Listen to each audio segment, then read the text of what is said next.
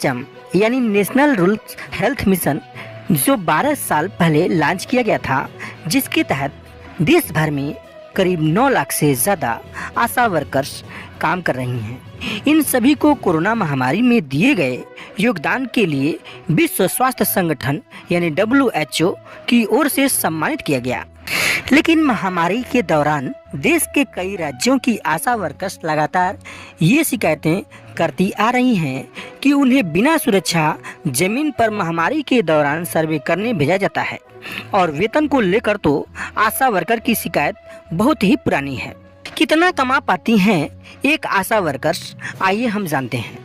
कुपोषण, पोलियो और कई अन्य स्वास्थ्य संबंधी समस्याओं के खिलाफ भारत की लड़ाई में फ्रंट लाइन वर्कर्स की भूमिका में रहने वाली लगभग 9 लाख आशा वर्कर्स 2020 में कोरोना वायरस महामारी के खिलाफ देश की लड़ाई में शामिल हुई।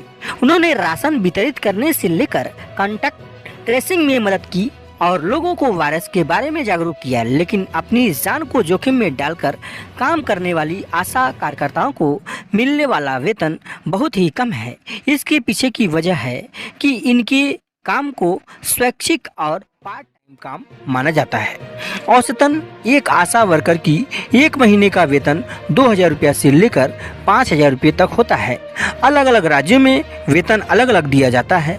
आशा वर्कर की ज़्यादातर कमाई इंसेंटिव के रूप में होती है, जैसे उन्हें पूर्ण टीकाकरण के लिए 75 रुपये, बच्चे के मृत्यु की सूचना देने के लिए 40 रुपये और गर्भवती महिला के साथ अस्पताल जाने के लिए 300 से 600 रुपये मिलते हैं।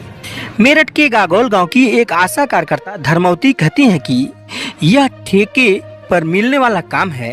अगर बच्चे के जन्म के दौरान कुछ गलत हो जाता है या अगर महिला उन 9 महीनों के दौरान एक निजी अस्पताल में शिफ्ट हो जाती है तो हम इस पैसे को भी खो देते हैं। धर्मवती का मानना है कि उनकी कुल आय उनके काम के साथ न्याय नहीं करती है। वे यहाँ तक कहती हैं कि एक दिहाड़ी मजदूर भी हर दिन लगभग 400 से 500 रुपये कमाता है। हमें अपनी कोरोना से संबंधित सेवाओं के लिए हर महीने 1000 रुपये मिलते हैं, यानी रोजाना 30 से 35 रुपये। आप ही बताइए, क्या इतना काफ़ी है? आइए हम जानते हैं कि कितनी समस्याओं से गुजरती हैं आशा वर्कर। महाराष्ट्र के कोल्हापुर की ज्योति बाकेवाड़ी ने कोरोना काल में घर घर जाकर लोगों की मदद की, लेकिन कुछ महीनों के बाद वह और उनका परिवार कोरोना के चपेट में आ गया।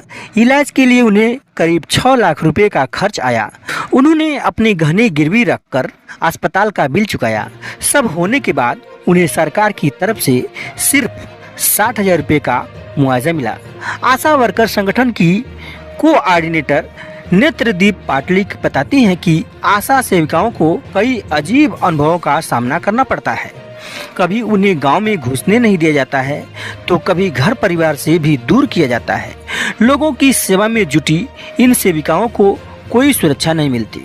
वहीं पर चंद्रकांता लहरिया कहते हैं, समस्या सिर्फ यह नहीं है कि उन्हें अपनी नौकरी के लिए पर्याप्त भुगतान नहीं किया जाता है, लेकिन बड़ा मुद्दा यह है कि उन्हें राज्य द्वारा दूसरे फ्रंट लाइन कार्यकर्ताओं को दिए गए सुरक्षा की चीजें या लाभ नहीं मिल रहे हैं। इसके अलावा उन्हें कभी कभी वायरस की वजह से लोगों द्वारा मौखिक और शारीरिक शोषण का सामना करना पड़ता है।